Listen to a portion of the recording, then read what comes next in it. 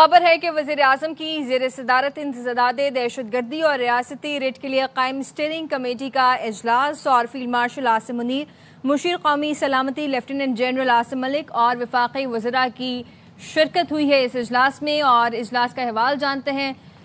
اظہر فاروق deputy bureau chief اسلام آباد ہمارے ساتھ موجود ہیں، بتائیے گا اظہر۔ جی، اس اجلاس میں کمیٹی کی دہشت گردی کے خلاف وفاقی اور صوبائی حکومتوں کے مابین ہم آہنگی کو مؤثر بنانے اور اس ضمن میں کمیٹی کی سفارشات پر سختی سے عمل درآمد کی ہدایت کی گئی ہے۔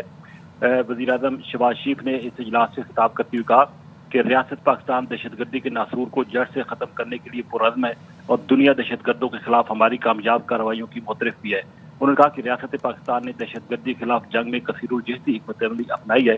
پاکستان کی طرف سے زمینی آپریشن، متعلقہ قانون سازی، بامانی عوامی رابطے اور انتہا پسند سوچ کی حوصلہ شکنی جیسے اہم عناصر کا بھرپور اور مؤثر استعمال کیا گیا ہے۔ کمیٹی نے دہشت گردی کے خلاف مربوط اقدامات اٹھانے کی ہدایت کی ہے۔ وزیر اعظم کا اس موقع پر یہ بھی کہنا تھا کہ بہادر افواج کے سپوتوں کا دہشت گردی کے خلاف اس جنگ میں کردار قابل تعریف اور قابل تحسین ہے۔ وزیر اعظم نے یہ بھی کہا کہ ارض وطن کی خاطر اپنی جانوں کا نذرانہ پیش کرنے والے اہلکار، افسران اور قربانی کے جذبے سے سرشار ان کے اہل خانہ پر مجھ سمیت پوری پاکستانی قوم کو فخر ہے۔ انہوں نے دہشت گردی کے خلاف جنگ میں پوری پاکستانی قوم، بہادر افواج، قانون نافذ کرنے والے ادارے، انٹیلیجنس ادارے اور متحد ہو کر اس حوالے سے ان کا کہنا تھا کہ یکسو بھی ہیں اور اقدامات بھی کر رہے ہیں۔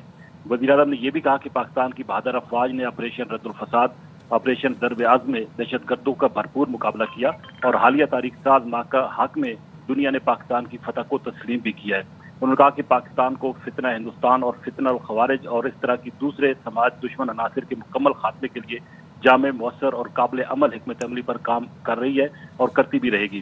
انہوں نے تمام متعلقہ اداروں کی مشترکہ کارروائیوں، تعاون سے اسمگلنگ کے خلاف مؤثر کارروائیاں عمل میں لائی گئی اور انہوں نے یہ بھی کہا کہ اس سے اسمگلنگ کی روک تھام ممکن ہوئی ہے۔ وزیر اعظم نے اسمگلنگ کی روک تھام سے معیشت پر مثبت اثرات جو مرتب ہو رہے تھے اس کا بھی ذکر کیا۔ انہوں نے کہا کہ دہشت گردی سے پاک اور پرامن مضبوط ریاستی ڈھانچہ ہی بین الاقوامی سطح پر سرمایہ کاروں کے اعتماد کو بحال کرتا ہے۔ وزیر اعظم نے یہ بھی کہا کہ بین الاقوامی سطح پر سرمایہ کاروں کے اعتماد کی بحالی کے لیے حکومت نے تمام نظام کی ڈیجیٹائزیشن اور ٹیکس سسٹم میں بہتری جیسے انقلابی تبدیلیاں لائی ہیں۔ وزیر اعظم نے کہا کہ غیر قانونی طور پر پاکستان میں مقیم افغان باشندوں کی بین الاقوامی قوانین کی عین مطابق وطن واپسی کے پروگرام پر حکومت جو ہے وہ مکمل طور پر عمل درآمد جو ہے وہ کر رہی ہے۔ ٹھیک ہے، بہت شکریہ ڈپٹی بیورو چیف اظہر فاروق، ہمیں تمام تر تفصیلات سے آگاہ کر رہے تھے۔